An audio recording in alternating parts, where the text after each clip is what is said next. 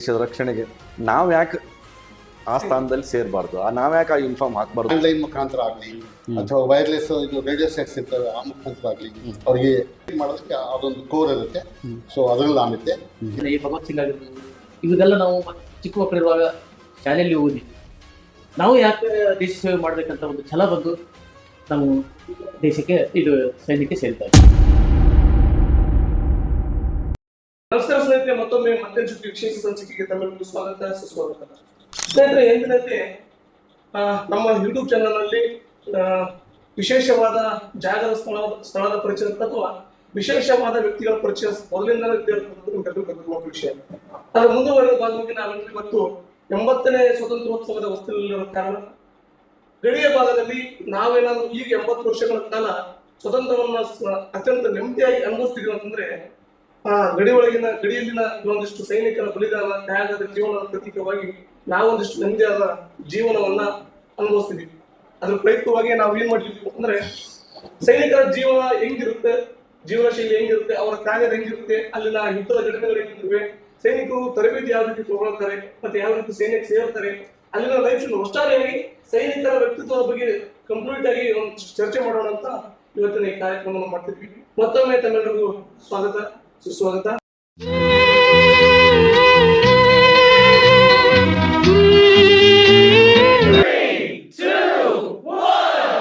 ಇವತ್ತು ನಾಳೆ ನಾವು ಮೊಬೈಲ್ ಕೀಳು ಅಂತ ಬೈತೀವಿ. ನಾವು ಮೊಬೈಲ್ ಕಂಟೆಂಟ್ ಕೊಡ್ಬೇಕಾದ್ರೆ ಒಳ್ಳೇದನ್ನು ಕೊಟ್ಟರೆ ಒಳ್ಳೆಯದನ್ನು ವೀಕ್ಷಣೆ ಮಾಡ್ತಾರೆ, ಒಳ್ಳೆಯದಕ್ಕೆ ಅಭಿಪ್ರಾಯ ಸೂಚಿಸ್ತಾರೆ. ಆ ನಿಟ್ಟಿನಲ್ಲಿ ನಮ್ಮ ನಿಂಗು ಹೆಬ್ಬಾಳವರು ಮನಸ್ಸು ಮುಟ್ಟಂಥ ಕೆಲಸ ಮಾಡ್ಕೊತಾರೆ. ಅವರಿಗೂ ಕೂಡ ಈ ಸಂದರ್ಭದಲ್ಲಿ ಧನ್ಯವಾದಗಳನ್ನು ಹೇಳ್ತಾ, ಅವರು ಸೈನಿಕರ ಜೊತೆ ಮಾತಾಡೋಕ್ಕಿಂತ ಮುಂಚೆ ಅವರು ಇವತ್ತು ಭಾಳ ಜನ ಅಂತಿರ್ತಾರೆ, ಅವಾಗಿನ ಕಾಲ ಹೆಂಗಿತ್ತಂದ್ರೆ ನೌಕರಿ ಸಿಗಂಗಿಲ್ಲ ಅಂದ್ರೆ ಓಡೋದು ಸೈನಿಕರ ಸೇರು ಅನ್ನೋಂಥದ್ದು ಒಂದು ಕಾಲ ಇತ್ತು. ಹೇಳ್ತಿದ್ರು 10ನೇ ಫೇಲ್ ಆದ್ರೂ ಹೋಗಿ ಸೈನ್ಯಕ್ಕೆ ಹೋಗಿ ಸೇರು ಹೋಗೋಣ ಅಂಥದ್ದು ಏನೇನೋ ಇತ್ತು. ಆದರೆ ಎಷ್ಟು ಜನ ಹಂಗೆ ಹೋಗಿದ್ದಾರೆ ಅನ್ನೋದಕ್ಕಿಂತ ಅವರಿಗೆ ಈ ಭಾಗದ ಪ್ರೇರಣೆ, ನೆಲ ಜಲ ಆಜುಬಾಜು ಏನು ಸೈನಿಕರು ಹುತಾತ್ಮರಾದರು ಆ ಪ್ರೇರಣೆಯಿಂದ ಅವರು ಸೈನ್ಯಕ್ಕೆ ಹೋದರು, ಹೊಟ್ಟೆಪಾಡಿಗೆ ಹೋಗಿಲ್ಲ. ಯಾರೋ ಎಲ್ಲೋ ಒಂದು ಕಡೆ ಏನಾರೋ ಮಾತಾಡ್ತಾರೆ ಅಂತ ನಾವು ಆ ಮಾತಿಗೆ ಬೆಲೆ ಕೊಡಬಾರ್ದು. ನಿಜವಾಗ್ಲೂ ದೇಶಭಕ್ತಿ. ಯಾಕಂದ್ರೆ ಒಬ್ಬ ಸೈನಿಕರು, ಉದಾಹರಣೆ ನಾವೆಲ್ಲ ಚುನಾವಣೆಗಳು ನಡೆದಾಗ ಯಾವುದ್ಯಾವುದೋ ಪದಾತಿ ತಳ BSFದೋ CRPF ಯಾವ್ದಾರ ಬಂದಾಗ ಒಂದು ಎಷ್ಟೋ ಜನ ಶಾಲಾ ಮಕ್ಕಳು ಇರ್ಬೋದು, ಹಿರಿಯರು ಇರ್ಬೋದು, ಕಣ್ಣಾಗ್ಲಿಂದ ಒಂದೊಂದು ಹನಿ ನೀರು ಬೀಳ್ತಾನೆ ಅವ್ರ ಮೇಲೆ ಹೂವು ಹಾಕಿರೋಂಥ ನೋಡಿರೋ ಪ್ರಸಂಗಗಳು ಕೂಡ ಉಂಟು. ಅದರಂಗೆ ಅಚಾನಕ್ ಆಗಬಾರ್ದು. ಒಂದು ದುರ್ಘಟನೆ ಸಂಭವಿಸಿರ್ತಾವೆ, ಒಬ್ಬ ಸೈನಿಕ ಹುತಾತ್ಮ ಆಗ್ತಾನೆ, ಅವನದೊಂದು ಶವಪೆಟ್ಟಿಗೆ ಯಾವುದೋ ನಮ್ಮ ಊರ ಮೂಲಕ ಹೋಗ್ಬೇಕಾದ್ರೆ ಎಷ್ಟೋ ಜನ ಕಣ್ಣಾಗಿ ನೀರು ಹಾಕಿರೋದು ಕೂಡ ನೋಡಿರ್ತೀವಿ. ಅವೆಲ್ಲ ಭಾವನಾತ್ಮಕ ಕ್ಷಣಗಳು. ಆದರೆ ನಾವು ಬರೀ ಒಂದು ಕ್ಷಣ ರೋಡ್ ಮೇಲೆ ನಿಂತು ನೋಡಿ ಒಂದು ಹೂವು ಹಾಕಾಗಿ ಇಷ್ಟು ಯೋಚನೆ ಮಾಡೋರು, ಅವ್ರು ಸ್ವತಃ ಫೀಲ್ಡಿನೊಳಗೆ ಸ್ವತಃ ಒಂದು ಘಟನೆ ಸಂದರ್ಭದಲ್ಲಿ ಒಂದು ಯಾವುದೋ ವೈರಿ ರಾಷ್ಟ್ರ, ಪಾಕಿಸ್ತಾನ ಇರ್ಬೋದು, ಇನ್ನೊಂದಿರ್ಬೋದು, ಅವಾಗ ಹೋರಾಟ ಮಾಡೋಂಥ ಸಂದರ್ಭದಲ್ಲಿ ಏನೆಲ್ಲ ಎಚ್ಚರಿಕೆಗಳು, ಏನೆಲ್ಲ ಪ್ರಾಣಾರ್ಪಣೆ, ಎಷ್ಟೆಲ್ಲ ಎದೆಗುಂಡುಗಳನ್ನು ಸಿಳ್ಕೊಂಡು ಬಂದ್ರೂ ಕೂಡ ಹೆಂಗೆ ದೇಶಕ್ಕಾಗಿ ಇದು ಮಾಡಿದ್ರು ಅನ್ನೋಂಥ ನೋಡೋ ದೃಷ್ಟಿನಿಂದ ಇವತ್ತೇನೋ ಒಂದು ಅವಕಾಶ ಮಾಡಿಕೊಟ್ಟ ನಾನು ನಿಂಗು ಹೆಬ್ಬಾಳಿಗೆ ಎಲ್ಲರ ಪರವಾಗಿ ಒಂದು ಧನ್ಯವಾದಗಳನ್ನು ಹೇಳ್ತಾ, ಈಗ ನೇರವಾಗಿ ಅವರು ಒಂದೊಂದು ಅಭಿಪ್ರಾಯಗಳನ್ನು ಮತ್ತು ಸೈನ್ಯ ಸೇರ್ಲಿಕ್ಕೆ ಏನು ಕಾರಣ ಆಯಿತು ಮತ್ತು ಕುಟುಂಬ ಯಾವ ರೀತಿ ಬೆಂಬಲಿಸ್ತು ಅನ್ನೋಂಥ ಒಂದು ಪ್ರಶ್ನೆಯನ್ನು ಮೊದಲಿಗೆ ಮಡವಳಪ್ಪವ್ರ ಮುಖಾಂತರ, ಅದಕ್ಕೆ ದಯವಿಟ್ಟು ಒಂದು 2 ನಿಮಿಷದಲ್ಲಿ ತಮ್ಮ ಅಭಿಪ್ರಾಯ ಹೇಳಿ ಮತ್ತು ಮುಂದೆ ಹೋಗೋಣ ಅಂತ. ಅಂದರೆ ಯಾಕೆ ಮಿಲಿಟ್ರಿಗೆ ಸೇರ್ಬೇಕಂತ ಅನಿಸ್ತು? ಯಾಕೆ ಸೇರಿಸ್ಬೇಕು ಅನಿಸ್ತಂದ್ರೆ ದೇಶ ಸೇವೆ ಮಾಡಬೇಕಂತ ಹೇಳ್ತು ಹುಟ್ಟಿನಿಂದನೇ ಇತ್ತು. ಯಾಕಂದ್ರೆ ನಾವು ನೋಡ್ತಾ ಇದ್ವಿ, ಮಾಧ್ಯಮದಲ್ಲಿ ನೋಡ್ತಾ ಇದ್ವಿ, ಸೈನಿಕ ಕೆಲಸ ಮಾಡೋದು. ಈ ಸದ್ಯ ನಮ್ಮ ರಾಘು ಸರ್ ಹೇಳಿದ್ರು, ಇಲ್ಲೆಲ್ಲ ಸುತ್ತಮುತ್ತ ಹೋರಾಟಗಾರ ಇದ್ರು, ಇವ್ರ ಪಕ್ಷ ಬೋರ್ಡ್ ಆಗಿರ್ಬೋದು, ಎಲ್ಲ ಸುತ್ತಮುತ್ತ ಅವರಿಂದ ನಮ್ಗೆ ಪ್ರೇರಣೆ. ಈ ಭಗತ್ ಸಿಂಗ್ ಆಗಿರ್ಬೋದು, ಇವೆಲ್ಲ ನಾವು ಚಿಕ್ಕ ಮಕ್ಕಳಿರುವಾಗ ಶಾಲೆಯಲ್ಲಿ ಓದಿ ನಾವು ಯಾಕೆ ದೇಶ ಸೇವೆ ಮಾಡಬೇಕಂತ ಒಂದು ಛಲ ಬಂದು ನಾವು ದೇಶಕ್ಕೆ ಇದು ಸೈನ್ಯಕ್ಕೆ ಸೇರ್ತಾ ಇದ್ವಿ. ಎಷ್ಟನೇ ಇಸ್ವಿಗೆ ಸೇರಿದ್ರಿ? 83ರಲ್ಲಿ. ಫಸ್ಟ್ ಎಲ್ಲಿ ಪರೀಕ್ಷೆಗೆ ಎಲ್ಲಿ ಹೋಗಿದ್ರಿ? ಯಾವ ಪರೀಕ್ಷೆಗೆ ನಾವು ದೈಹಿಕ ಪರೀಕ್ಷೆ ಅಂತ? ಫಸ್ಟಿಗೆ ಈ ತರ ಇರ್ಲಿಲ್ಲ. ಅವಾಗ ಮುಂಚೆ ಎಲ್ಲೋ ಯಾರೋ ಪೇಪರ್ದಾಗ ಬಂದದ್ದು, ಪೇಪರ್ ನಾವು ಸಿಗ್ತಾ ಇರಲಿಲ್ಲ. ಯಾರೋ ಒಬ್ರು ಮುಖಾಂತರ ಬಿಜಾಪುರಲ್ಲಿ ಸೈನ್ಯದ ಭರ್ತಿ ಇದೆ ಅಂತ ಹೇಳಿದ್ರು. ಸುಮಾರು 7,000 ಜನ ಇದ್ವಿ ನಾವು. 7,000 ಮೇಲ್ಪಟ್ಟ ಇತ್ತು ಲೈನು. ಅದರಲ್ಲಿ ನಾವು 7 ಜನ ಮಾತ್ರ ಸೆಲೆಕ್ಷನ್ ಆಯ್ತು. 7 ಜನ ಸೆಲೆಕ್ಷನ್ ಆಯ್ತು. ಮೊದಲು ಹೇಳ್ತಾರೆ ಪೂರಾ ಏನಿದ್ರೆ ಎಲ್ಲರೂ ಸೈನ್ಯಕ್ಕೆ ತೊಳ್ತಾರಂತ ಹೇಳ್ಬಿಟ್ಟು. ನಾವು 85ರಲ್ಲಿ ಸೇರಿದ್ದು. ಅವಾಗೂ ಸೈನ್ಯಕ್ಕೆ ತೊಳ್ತಿರ್ಲಿಲ್ಲ, ಸರಳ ತೊಳ್ತಿರ್ಲಿಲ್ಲ. ಯಾಕಂದ್ರೆ ಎಲ್ಲಾ ರೀತಿಯಿಂದ ಅದು ಫಿಸಿಕಲ್ ಫಿಟ್ ಇರಬೇಕು, ಟೆಸ್ಟ್ ಇಡ್ತಾರೆ, ಅವರೆಲ್ಲ ಉತ್ತೀರ್ಣರಾದ್ರೆ ಮಾತ್ರ ಅಲ್ಲಿ ನಮಗೆ ಅವಕಾಶ ಸಿಗುತ್ತೆ. ರೈಟ್. ನೀವು ಫಸ್ಟ್ ಸೆಲೆಕ್ಷನ್ ಆದ್ಕೊಳ್ಳೋ ತರಬೇತಿಗೆ ಎಲ್ಲಿ ಕಳಿಸಿದ್ರಿ? ನಮಗೆ ಫಸ್ಟ್ ಸೆಲೆಕ್ಷನ್ ಆದ್ಮೇಲೆ ನಮ್ಗೆ ಮೂಮೆಂಟ್ ಆಡೋದು ಬಂದು ಇಲ್ಲಿ ಕೊಟ್ಟರು ಅವರು ಬೆಂಗಳೂರಿಗೆ, ಯಲಹಂಕಕ್ಕೆ. ಯಲಹಂಕದಿಂದ ಅಲ್ಲೆಲ್ಲ ಟ್ರೈನಿಂಗ್ ಅಲ್ಲಿ ತುಂಬಾ ಅಂದ್ರೆ ಅದು ಇದು ಪ್ಯಾಕ್ ಆಗಿತ್ತು. ಆಮೇಲೆ ನಮಗೆ ಈಗ ಜಾರ್ಖಂಡ್ ಆಗಿದೆ, ಅವರು ಬಿಹಾರದಲ್ಲಿ ಇತ್ತು. ಬಿಹಾರದಲ್ಲಿ ಹಜಾರಿಬಾಗಲ್ಲಿ ನಮಗೆ 1 ವರ್ಷ ತರಬೇತಿ ಕೊಟ್ಟು. ನಿಮ್ದು ಬಟಾಲಿಯನ್ ಅದು ಯಾವುದ್ರೊಳಗಿದ್ದೀರಿ ನೀವು? ನಂಬರ್ ಸಿಲೆಕ್ಷನ್ ಆದದ್ದು 102 ಅಲ್ಲಿ, ಆಮೇಲೆ 32 ಅಲ್ಲಿ ಸೇವೆ ಸಲ್ಲಿಸಿದ್ವಿ. ವಿಶೇಷವಾಗಿ ಯಾವ್ಯಾವ ರಾಜ್ಯಗಳಲ್ಲಿ ಮಾಡಿದ್ರಿ? ನಾವು ರಾಜಸ್ಥಾನ ಮಾಡಿದ್ದೀವಿ. ಹೆಚ್ಚಾಗಿ ನಾವು ಬಾಂಗ್ಲಾದೇಶ್ ಬೋರ್ಡರಲ್ಲಿ ಜಾಸ್ತಿ ಮಾಡಿದ್ವಿ, ರಾಜಸ್ಥಾನ ಬೋರ್ಡರಲ್ಲಿ ಮಾಡಿದ್ದೀವಿ. ಅಂದ್ರೆ ರಾಜಸ್ಥಾನ ಬೋರ್ಡರ್, ಪಾಕಿಸ್ತಾನ ಬೋರ್ಡರ್, ಬಾಂಗ್ಲಾದೇಶ ಬೋರ್ಡರಲ್ಲಿ ಜಾಸ್ತಿ. ಜೈಸಲ್ಮೇರು ಆ ಕಡೆ ಎಲ್ಲ ಹೋಗಿದ್ವಿ, ಮಾಡಿದ್ವಿ. ಅಲ್ಲೆಲ್ಲ ಸರ್ವಿಸ್ ಆಗಿದೆ. ಅಂದ್ರೆ ಹೆಚ್ಚು ಮಾಡಿದ್ದು ಅಲ್ಲಿ ಹೋಗ್ತಾ ಇದ್ವಿ ಮತ್ತೆ ಬರ್ತಾ ಇದ್ವಿ. ಏನಾದ್ರು ಪ್ರಾಬ್ಲಮ್ ಇದ್ರೆ ಹೋಗ್ತಾ ಇದ್ವಿ, ಬರ್ತಾ ಇದ್ವಿ. ನಮ್ಗೆ ಹೆಚ್ಚಾಗಿರೋದು ರಾಜಸ್ಥಾನ ಪ್ಲಸ್ ಅಂದ್ರೆ ಪಾಕಿಸ್ತಾನ ಬೋರ್ಡರ್ ಮತ್ತು ಬಾಂಗ್ಲಾದೇಶ ಬೋರ್ಡರಲ್ಲಿ ಕೆಲಸ ಮಾಡಿದ್ವಿ. ಓಕೆ, ಧನ್ಯವಾದಗಳು. ಅದೇ ರೀತಿ ಬಸರೆಡ್ಡಿ ಗೌಡ್ರಿ, ತಾವು ಸಿಗ್ನಲ್, ವಿಶೇಷವಾಗಿ ಸಿಗ್ನಲ್ನಲ್ಲಿ ಕೆಲಸ ಮಾಡಿರಿ. ಅಂದರೆ ಮಿಲಿಟ್ರಿದೊಳಗೆ ಅದೊಂದು ವಿಭಾಗ ಇರ್ತದೆ, ಸಿವಿಲ್ ಇರ್ತದೆ, ಮೆಡಿಕಲ್ ಇರ್ತದೆ, ಬೇರೆ ಬೇರೆ ವಿಂಗ್ಗಳು ಇರ್ತಾವೆ. ಆ ರೀತಿ ಒಳಗೆ ನೀವು ವಾಕಿ ಟಾಕಿ ಮುಖಾಂತರನೋ ವೈರ್ಲೆಸ್ ಮುಖಾಂತರನೋ ಈಗಿನ ಗತಿನ ಸುಧಾರಿಸಿದ ಮೊಬೈಲ್ಗಳು ಅದು ಬೇರೆ ಭಾಗ. ಆ ಸಂದರ್ಭದಲ್ಲಿ ನೀವು ಸಿಗ್ನಲ್ಗಳನ್ನು ಅಂದರೆ ಅವ್ರೇನು ವಾಕಿ ಟಾಕಿ ಮುಖಾಂತರ ಏನು ಪರಸ್ಪರ ಸಂವಹನ ಕ್ರಿಯೆ ಅಂಥ ಒಂದು ಮಹತ್ವದ ಇದರೊಳಗೆ ಯಾವ ಭಾಗದ ಕೆಲಸ ಮಾಡಿದ್ರಿ ನೀವು? ಆರ್ಮಿಯಲ್ಲಿ ಸಿಗ್ನಲ್ಸ್ ಅಂದರೇನೆ ಅದ್ರ ಹೆಸರು ಸೂಚಿಸುವಂತಾನೆ ಸಿಗ್ನಲ್ ಕೋರ್ ಅದು ಕೋರ್. ಒಂದು ಫೈಟಿಂಗ್ ಫೋರ್ಸ್ ಅಂತ, ಇನ್ನೊಂದು ಸಪೋರ್ಟಿಂಗ್ ಆರ್ಮ್ಸ್ ಅಂತ ಕರೀತಾರೆ. ರೈಟ್. ಆರ್ಮಿನಲ್ಲಿ ಆಗಲಿ ಏರ್ಫೋರ್ಸ್ ನೇವಿಯಲ್ಲಿ ಆಗಲಿ 2 ಭಾಗ. ಒಂದು ಫೈಟಿಂಗ್ ಫೋರ್ಸ್ ಅಂತ, ಇನ್ಫ್ಯಾಂಟ್ರಿ, ಆರ್ಟಿಲರಿ, ಈ ತರ ವಿಷಯ ಅವರೆಲ್ಲ ಫೈಟ್ ಮಾಡೋರು, ನೇರವಾಗಿ ಯುದ್ಧ ಮಾಡೋರು ಅವರೇ ಆರ್ಮಿನಲ್ಲಿ ಅಂತ. ಅವ್ರಿಗೆ ಸಪೋರ್ಟ್ ಆಗಿ ಈ ಆರ್ಮಿ ಸಿಗ್ನಲ್ ಕೋರ್ ಅಂತ ಇರುತ್ತೆ, ಅವ್ರಿಗೆ ಕಮ್ಯುನಿಕೇಶನ್ ಅಗತ್ಯತೆ ಇರುತ್ತೆ. ಸೊ ಕಮ್ಯುನಿಕೇಟ್ ಮಾಡೋದು ಲ್ಯಾಂಡ್ ಲೈನ್ ಮುಖಾಂತರ ಆಗಲಿ ಅಥವಾ ವೈರ್ಲೆಸ್ ಇದು ರೇಡಿಯೋ ಸೆಟ್ಸ್ ಇರ್ತವೆ, ಆ ಮುಖಾಂತರ ಆಗಲಿ ಅವ್ರಿಗೆ ಫೀಲ್ಡಿಂದ ಹಿಡ್ಕೊಂಡು ಈ ಪೀಸ್ ಏರಿಯಾವನ್ನು ಅವ್ರಿಗೆ ಕಮ್ಯುನಿಕೇಟ್ ಮಾಡೋಕ್ಕೆ ಏನೇನು ಅಗತ್ಯತೆ ಇದೆ, ಏನೇನು ಸಮಸ್ಯೆಗಳು ಎದುರಾಗ್ತವೆ ಅವೆಲ್ಲ ಮಾಡೋಕ್ಕೆ, ಇದು ಕಮ್ಯುನಿಕೇಟ್ ಮಾಡೋದಕ್ಕೆ ಅದೊಂದು ಕೋರ್ ಇರುತ್ತೆ. ಸೊ ಅದರಲ್ಲಿ ನಾನಿದ್ದೆ. ಇದೇ ಥರ ಸಪೋರ್ಟಿಂಗ್ ಆರ್ಮ್ಸ್ ಅಲ್ಲೋ ಆರ್ಮಿ ಮೆಡಿಕಲ್ ಕೋರ್ ಅಂತ ಇರುತ್ತೆ, ಆರ್ಮಿ ಸಪ್ಲೈ ಕೋರ್ ಅಂತ ಇದೆ, ಆರ್ಮಿ ಆರ್ಡಿನನ್ಸ್ ಕೋರ್ ಅಂತ ಇರುತ್ತೆ. ಈಗ ಸಪೋರ್ಟಿಂಗ್ ಆರ್ಮ್ಸೇ ಭಾಳ ನಿಜವಾಗ್ಲೂ ಯುದ್ಧ ಮಾಡೋದಂದ್ರೆ ಫೈಟಿಂಗ್ ಆರ್ಮ್ಸ್ ಎಲ್ಲ ಯುದ್ಧ ಮಾಡೋದು, ಇನ್ಫ್ಯಾಂಟ್ರಿ ಮತ್ತು ಆರ್ಟಿಲರಿ ಇರ್ಬೋದು. ಹಾಗಾಗಿ ನನಗೆ ಸೈನ್ಸ್ ಓದಿ ಹೋಗೋದ್ರಿಂದ ನಾನು ನೀಟಾಗಿ ಟೆಸ್ಟ್ ಬರೋದ್ರಿಂದ ಬಹುಶಃ ಅವರು ನನಗೆ ಸಿಗ್ನಲ್ಗಂತ ಸೆಲೆಕ್ಟ್ ಮಾಡೋದಂತ ಅನ್ಸುತ್ತೆ. ಒಳ್ಳೆ ತುಂಬಾ ಉತ್ತಮ ಕೋರ್. ಯಾವ ಭಾಗದಾಗ ಮಾಡಿದ್ರಿ? ಫಸ್ಟ್ ಟ್ರೈನಿಂಗು ಸಿಗ್ನಲ್ ಕೋರ್ ಅವ್ರಿಗೆ ಟ್ರೈನಿಂಗ್ ಇರೋದು 2 ಜಾಗದಲ್ಲಿ ಇರುತ್ತೆ. ಮಧ್ಯಪ್ರದೇಶ ಜಬಲ್ಪುರಲ್ಲಿ ಒಂದಿದೆ, ಇನ್ನೊಂದು ಈ ಗೋವಾದ ಮಡ್ಗಾವ್ನಲ್ಲಿ, ಪಣಜಿ ಮತ್ತು ಮಡ್ಗಾಮಲ್ಲಿ ಅಂತ ಹೇಳಿ ಈ ಸಿಗ್ನಲ್ನವ್ರಿಗೆ 2 ಕಡೆ ಟ್ರೈನಿಂಗ್ ಕೊಡ್ತಾರೆ. ನಾನು ಫಸ್ಟ್ ಸೆಲೆಕ್ಟ್ ಆದ್ಮೇಲೆ ಬೆಳಗಾವಿ ರಿಕ್ರೂಟಿಂಗ್ ಆಫೀಸಿಂದ ಬಿಹಾರಲ್ಲಿ ಸೆಲೆಕ್ಟ್ ಆಗಿದ್ದೆ. ಹಾಗಾದ್ರೆ ನಾನು ಫಸ್ಟ್ ಟ್ರೈನಿಂಗ್ ಮಾಡಿರೋದು ಬೇಸಿಕ್ ಮತ್ತು ಟೆಕ್ನಿಕಲ್ ಟ್ರೇಡ್ 2 ಕೆಲಸಗಳನ್ನ ಟ್ರೈನಿಂಗ್ ಅನ್ನು ಗೋವಾದಲ್ಲೇ ಪಡ್ಕೊಂಡಿದ್ದೆ. ಮಡ್ಗಾಂವ್ ಬೇಸಿಕ್ ಟ್ರೈನಿಂಗ್, ಅದೇನು ಡ್ರಿಲ್ಲು ಹಾಗಂತ ಏನು ಕಲಿಸ್ತಾರೆ. ಆಕ್ಚುಲಿ ಮಿಲಿಟರಿ ಮ್ಯಾನ್ ಮಾಡ್ಬೇಕಾದ್ರೆ ಅವ್ನು ಓಡಿಸಾಡೋದು ಅವೇನು ಸ್ವಲ್ಪ ರೀತಿ ಡ್ರಿಲ್ಲು ಅಂತ ಏನೆಲ್ಲ ಇರ್ತವೆ ಅವೆಲ್ಲ ಮಡ್ಗಾವ್ನಲ್ಲಿ ಆಯ್ತು.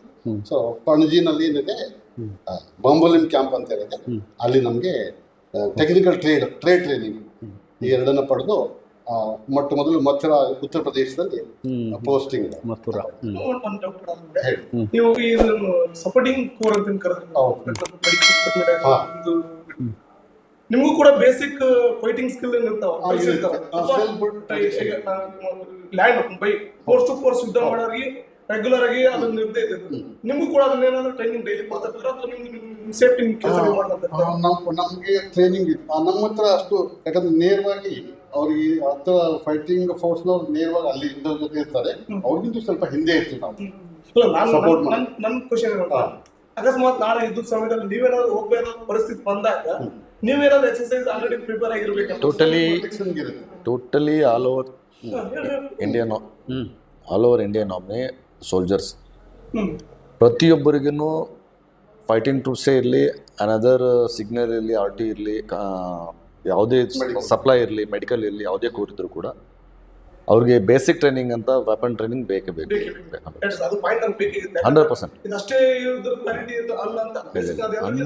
100% ಆತ್ಮರಕ್ಷಣೆಗಾಗಿ ನನ್ನನ್ನು ನಾನು ರಕ್ಷಣೆ ಮಾಡ್ಕೊಳ್ಳೋ ಸಲುವಾಗಿ ನನ್ನ ನಿರ್ಧಾರಿತ ಒಂದು ಡ್ಯೂಟಿಯಿಂದ ನನ್ನ ರಕ್ಷಣೆಗೂ ನಾನು ರಕ್ಷಣೆ ಮಾಡಿಕೊಂಡು ನಾನು ಸಪೋರ್ಟ್ ಕೊಡೋಕ್ಕೆ ಬೇಕಾಗಿರೋದು ಬೇಸಿಕ್ ಟ್ರೈನಿಂಗ್ ಬೇಕೇ ಬೇಕು. Okay sir, okay. ಇದು ದೇಶದ ಬೇರೆ ಬೇರೆ ಭಾಗದಾಗ ಎಲ್ಲಿ ಕೆಲಸ ಮಾಡಿದ್ರಿ ನೀವು? ಯಾವ್ಯಾವ ರಾಜ್ಯಗಳಲ್ಲಿ ಅಥವಾ ಯಾವ ಬಾರ್ಡರು? ಉತ್ತರ ಪ್ರದೇಶದ ನಂತರ ಮಥುರಾ ಮತ್ತೆ ಮಥುರಾ ಆದಮೇಲೆ ಮತ್ತೆ ಕಾಶ್ಮೀರ ಅಂದರೆ ಶ್ರೀನಗರದಲ್ಲಿ, ಅದಾದ್ಮೇಲೆ ಲೇದಲ್ಲಿ, ಆಮೇಲೆ ಪಂಜಾಬ್ದ ಪಠಾನ್ಕೋಟಲ್ಲಿ, ಹೀಗೆ ಪ್ರತಿ ಸಲ ಅಂದರೆ ಪ್ರತಿ 3 ವರ್ಷ ಅಥವಾ 3 ವರ್ಷಕ್ಕೊಮ್ಮೆ ಟ್ರಾನ್ಸ್ಫರ್ ಮಾಡೋಂಥ ಇಂಡಿವಿಜುವಲ್ ಟ್ರಾನ್ಸ್ಫರ್ ಬೇರೆ ಬೇರೆ ಯೂನಿಟ್ಸ್ಗೆ ಕಳಿಸ್ಕೊಡ್ತಾರೆ. ಈ ರೀತಿ ನಾನೊಂದು 5-7 ಜಾಗದಲ್ಲಿ ಪ್ರತಿ 3 ವರ್ಷ ಅಂತ ಹೇಳಿ ಈ ಥರ ಒಂದು 18 ವರ್ಷಗಳ ಕಾಲ ತರವಾಗಿ ಕೊನೆಗೆ ಪಠಾನ್ಕೋಟ್ ಪಂಜಾಬ್ನಿಂದ ನಿವೃತ್ತಿ ಹೊಂದಿದೆ. Right right sir. ಈಗ ನಿಂಗನಗೌಡರ ಸರ್ದಿ ಈಗ ತಮಗೇನು ಕೇಳ್ಬೇಕು ಬಯಸ್ತೀವಿ ಅಂತಂದ್ರೆ, ಸಾಮಾನ್ಯವಾಗಿ ನಾವು ಅನೇಕ ಯುದ್ಧಗಳಾದವು 1965 ಆದವು, ಅದಾದ ನಂತರ ಒಂದೆರಡು ಚೀನಾ ಬಾರ್ಡರ್ ಜೊತೆ 3-4 ಸರ್ತಿಗೆ ಆದವು, ಆಮೇಲೆ ಕಾರ್ಗಿಲ್ಗಳು ಇವೆಲ್ಲ ಆದವು. ತಾವು ಫಸ್ಟ್ ಸೇವಾವಧಿ ಶುರು ಮಾಡಿದ್ದು ಹೆಂಗೆ ಮತ್ತು ತಮ್ಮ ಮಿಲಿಟ್ರಿ ಜೀವನದಾಗ ಯಾವುದೋ ಒಂದು ಅವಿಸ್ಮರಣೀಯ ಘಟನೆ ಅದು ಒಂದು ಅಭಿಮಾನದ ಸಂಕೇತ. ಆ ರೀತಿ ಹೋರಾಟನ ಪಾಲ್ಗೊಂಡಿದ್ದೆ ಅನ್ನೋಂಥದ್ದು, ಅಥವಾ ನಿಮ್ಮ ಜೊತೆಗಾರರೂ ಅವ್ರ ಜೊತೆಗಿದ್ರೆ ಅನ್ನೋಂಥದ್ದು. ಮತ್ತು ಈಗೇನು ನಾವು ದೇಶದೊಳಗೆ ಯಾರು ನಾವೆಲ್ಲ ಕರ್ನಲ್ಲು, ಜನರಲ್ ಹೀಗೆಲ್ಲ ದೊಡ್ಡವ್ರು ಅಂತ ಕರಿತೀವಿ, ಅಂಥವ್ರು ಯಾರು ನಿಮ್ಮ ಅವಧಿಯೊಳಗೆ ನಿಮ್ಗೆ ಮಾರ್ಗದರ್ಶನ ಅನ್ನಿಸ್ತು ಅಥವಾ ನಿಮಗೆ ಅಭಿಮಾನ ಬರುವಂಥ ಸಂಗತಿಯನ್ನು ಸ್ವಲ್ಪ ಹೇಳ್ರಿ. ಮೊಟ್ಟ ಮೊದಲನಾಗಿ ಇವತ್ತಿನ ಸೇವೆಗೆ ಸೇರಿದ ದಿನಾಂಕ ಏನು? ಅದೇ ಮೊಟ್ಟ ಮೊದಲನೇದಾಗಿ ಇವತ್ತಿನ 80ನೇ ಸ್ವಾತಂತ್ರ್ಯೋತ್ಸವ ದಿನದಂದು ನಮ್ಮ ಹಿರಿಯ ಪತ್ರಕರ್ತ ರಾಘವೇಂದ್ರಣ್ಣನವರು ಮತ್ತು ನಮ್ಮ ಯೂಟ್ಯೂಬರ್ ನಿಂಗು ಅವರು ನಮ್ಮ ಯಾದಗಿರಿ ಜಿಲ್ಲೆಯಲ್ಲಿ ಸೈನಿಕರ ಒಂದು ಸಾಧನೆ ಮತ್ತು ಸೈನಿಕರ ತೊಂದರೆ ಮತ್ತು ಸೈನಿಕರಿಂದ ನಮ್ಮ ದೇಶಕ್ಕೆ ಯಾವ ರೀತಿಯಾಗಿ ನಮ್ಮ ರಕ್ಷಣೆ ಇದೆ ಅಂತ ತಿಳ್ಕೊಳ್ಳೋದಕ್ಕೋಸ್ಕರ ಈ ಒಂದು ಕಾರ್ಯಕ್ರಮ ಆಯೋಜನೆ ಮಾಡಿದ್ದಕ್ಕಾಗಿ ನಮ್ಮ ಸೈನಿಕ ಸಂಘಟನೆ, ಯಾದಗಿರಿ ಜಿಲ್ಲಾ ಸೈನಿಕ ಸಂಘಟನೆಯಿಂದ ಪೂರ್ವಕ ನಮಸ್ಕಾರಗಳು. ಈಗ ತಾವು ಕೇಳಿದಂಗೆ ತಾವೆಲ್ಲ ಜಗಜ್ಜಾಹೀರಾದಂಥ ಛತ್ರಪತಿ ಶಿವಾಜಿ ಮಹಾರಾಜವರ ಹೆಸರಿಂದ ಭಾರತ ದೇಶದ ಇಂಡಿಯನ್ ಆರ್ಮಿಯಲ್ಲಿ ಕೂಡ ಒಂದು ಮರಾಠಾ ರೆಜಿಮೆಂಟ್ ಅಂತ ಇದೆ.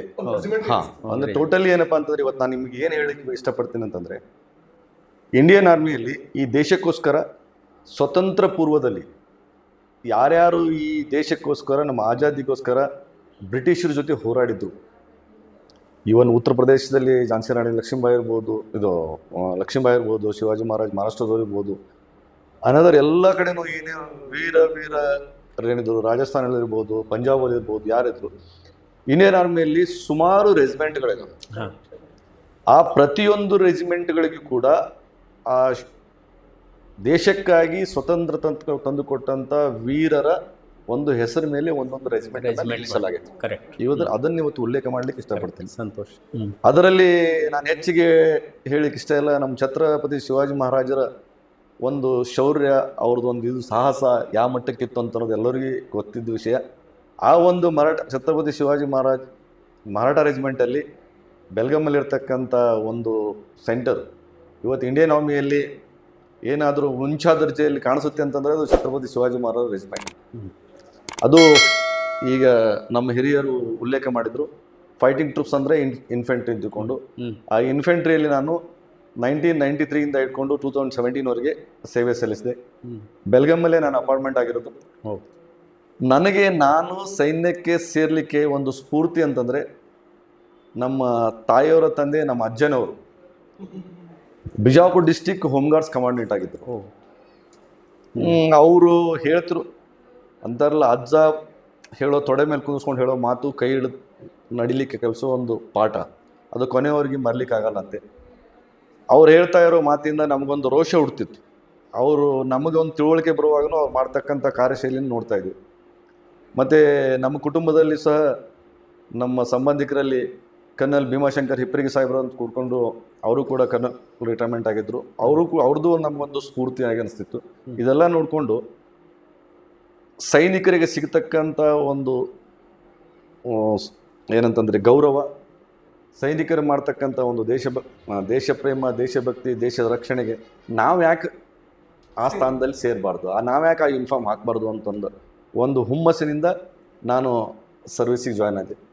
ಕಾರ್ಗಿಲ್ ಯುದ್ಧದಲ್ಲಿ ಕೈ ಕಟ್ಟಾಗಿರ್ತಾವೆ, ಕಾಲು ಕಟ್ಟಾಗಿರ್ತಾವೆ, ಹೆಂಗಪ್ಪ ಇವರು ಅಂತ ತಿಳ್ಕೊಂಡು, ಆ ಥರ ನಮ್ಮ ಸೋಲ್ಜರ್ಸ್ಗೆ ಆ ಸ್ಪ್ಲಿಂಟರ್ ಬೆಳೆದಾಗ ನನಗೆ ಕಾಲು ಕಟ್ಟಾಗಿದ್ದು ನನಗೆ ಅರಿವಿರಂಗಿಲ್ಲ, ಕೈ ಕಟ್ಟಾಗಿದ್ದು ಅರಿವಿರಂಗಿಲ್ಲ. 1/3 ಹ್ಞೂ ಫೋರ್ಸ್ ನಮ್ದು ಆಲ್ರೆಡಿ ವಿಡ್ರಾಲ್ ಆಗಿಬಿಟ್ಟಿತ್ತು ಕೆಳಗಡೆ. ಸ್ವಲ್ಪ ಟೈಮಲ್ಲಿ ಕಾರ್ಗಿಲ್ ವಾರ್ ಸ್ಟಾರ್ಟ್ ಆಗುತ್ತೆ, ಹ್ಞೂ ಟೋಟಲಿ ಸೀಸ್ ಆಗುತ್ತೆ. ಹ್ಞೂ ಅದರಲ್ಲಿ ಎಲ್ಲದಕ್ಕಿಂತ ಇಡೀ ವರ್ಲ್ಡ್ಗೆನೆ ನಾವು ಒಂದು ಟಾರ್ಗೆಟ್ ಆಗಿರೋದು ಅಂತಂದ್ರೆ ಸೌತ್ ಇಂಡಿಯನ್ಸ್. ಹ್ಞೂ ಯಾಕೆಂತಂದ್ರೆ ಲ್ಯಾಂಗ್ವೇಜ್ ನಮ್ದೇನು ಮರಾಠಿ ಇರ್ಬೋದು, ಕನ್ನಡ ಇರ್ಬೋದು, ತಮಿಳ್ ಇರ್ಬೋದು, ತೆಲುಗು ಇರ್ಬೋದು, ಇದೇನು ನಮ್ಮ ಸೌತ್ ಲ್ಯಾಂಗ್ವೇಜ್ ಅದಾವ. ಸಿಗ್ನಲ್ ಅಲ್ಲಿ ಅದು ಯುದ್ಧದಂತ ಸಂದರ್ಭದಲ್ಲಿ ಮೋಸ್ಟ್ ಇಂಪಾರ್ಟೆಂಟ್ ಅದು.